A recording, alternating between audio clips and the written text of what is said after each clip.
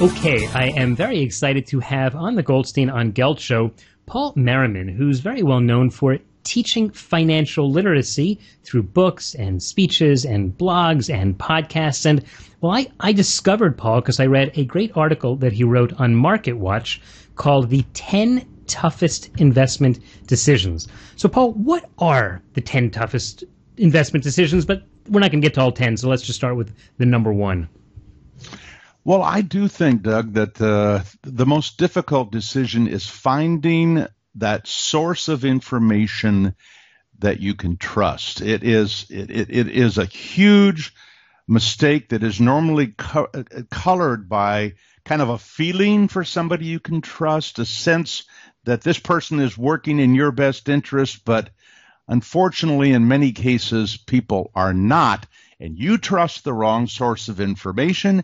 You likely could get investing wrong for the rest of your life. It can be a disaster. Certainly can be a disaster. One of the ways that people avoid this problem, of course, is rather than getting help, is that they rely on themselves, which also is sometimes a problem in that they'll make mistakes or they don't even know what they're doing, but they just kind of, paddle along and use hope as a management technique. Is that something you found also? Well, absolutely. And in fact, as you know from having interviewed experts in the area of behavioral finance, we're overconfident. We think we know more than we know. We think we make more than we make. And we talk to our friends like we understand the investing process. But in fact, most people are not doing it to be the best that they can be.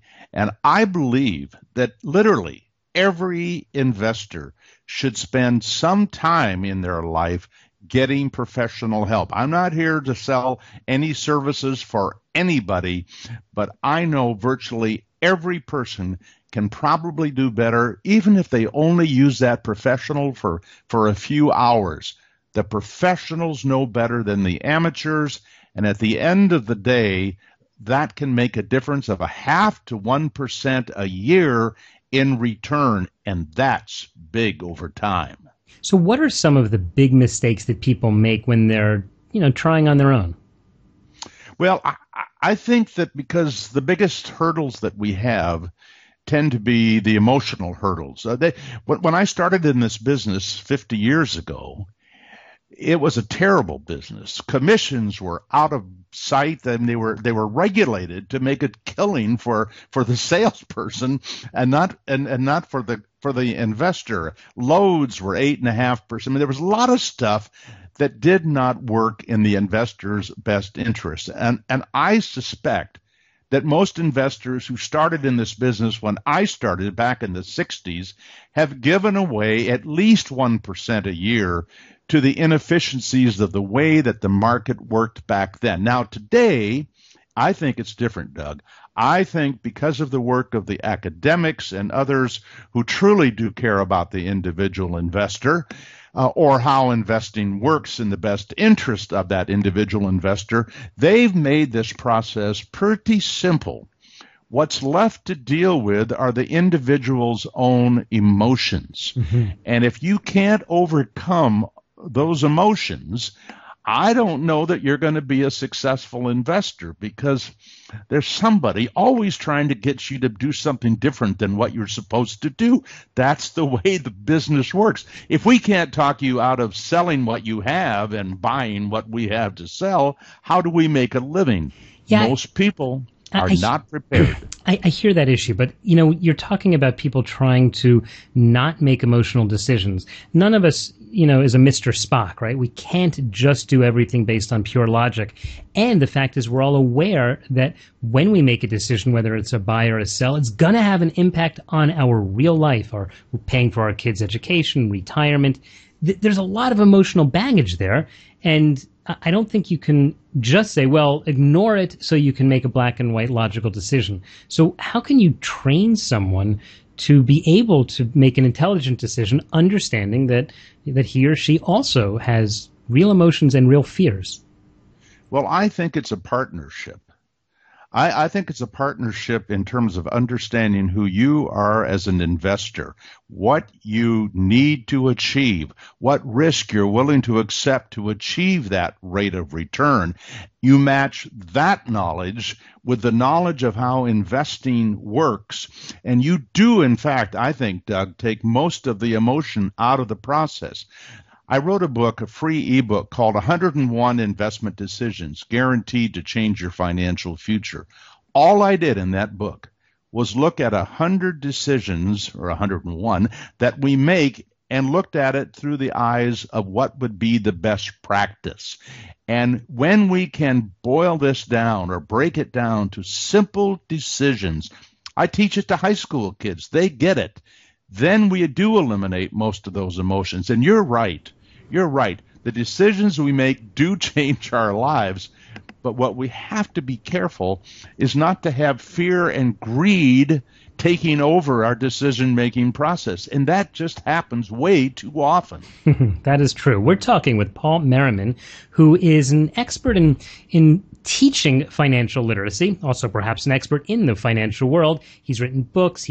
And we're just learning now, Paul, that you teach in high schools, which is a question I kind of wanted to dive in. It's my feeling that, I mean, this is maybe a big educational philosophical issue, that the schools spend way too much time teaching things that the kids, A, don't care about, and B, will never use, rather than real practical things like, is it better to get a 15 or a 30-year mortgage? And how do I determine which credit card is better, or whether I should even have a credit card at all? How do you connect with the kids who are being pressured literally from the time they're in high school to make wise decisions when their own parents are probably messing themselves up? Well, I unfortunately, and I defer to the experience of a friend of mine, Dr. Lou Mandel, who has focused on financial literacy most of his career as a professor. But what they found in the studies he was involved with is that the young people in the high school level don't likely get it or retain it because it isn't part of their day-to-day life. Now, I sponsor and underwrite a university course basically for seniors in college, with the idea that there they are right on the cusp of coming out of the university, having to face this decision about what to do with their 401k and a lot of these other decisions you're talking about, Doug. And that is the point that I think we've got them. We've got them emotionally. We paint the picture of what retirement could look like at 65 instead of 95, as it may be for some people in 40 years. And I think we've got to get to them at that point that they are ready to move to action. I hear. So you're talking, unfortunately, I think about people when they're too old. If a guy is, even when you're making college decisions and you say, well, should I dig myself $100,000 in debt to get a degree that isn't a high-paying degree? I don't know. Maybe I'm more optimistic about high school students. I got a couple myself. I think that they could learn about it. The problem is, and I'll give you just an example. My daughter, when she was in high school a few years ago, she said that someone spoke about a checkbook. And not a single girl in the class, except my daughter, it was an all-girls school, even knew what the model was behind checkbooks.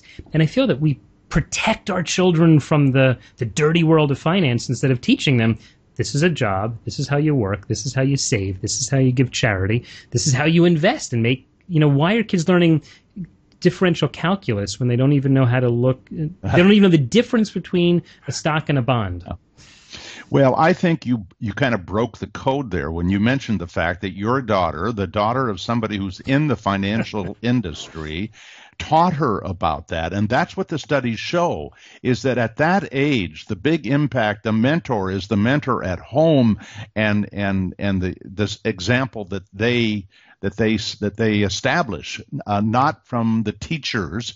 And so, again, I think it's going to happen a little bit later when it's more real. But wouldn't it be wonderful if more kids had a mentor like you? Well, they're all welcome to listen to the Goldstein on Gelt Show and to great guests like you, Paul Merriman. Paul, we're just about out of time, but I know you have a lot of tools that are available to people, so I'd like to spend a minute now, just if you could share with us before we wrap up, how can people follow you and follow your work? Well, paulmerriman.com is where the free books are available. There are 3 of them. An article every week that I write for MarketWatch.com. I do a podcast every week, and I'm just looking for ways to help people make more with their money. All of it is available at paulmerriman.com. Okay, and we will put a link to that at the show notes of today's show at goldsteinongelt.com. Paul, thanks so much for your time. Thank you, Doug. You are listening to the Goldstein on Gelt Show with money maven Doug Goldstein. Doug's weekly radio show is heard around the world, but if you miss it, you can download the podcast at www.goldsteinongelt.com. The Goldstein on Gelt Show gives you up-to-date financial ideas so you can get on the path to financial freedom. If you'd like your questions answered on the air or off, send Doug an email to doug@profile-financial.com. It's your money for your future, so join Doug every week to build your wealth on the Goldstein on Gelt Show.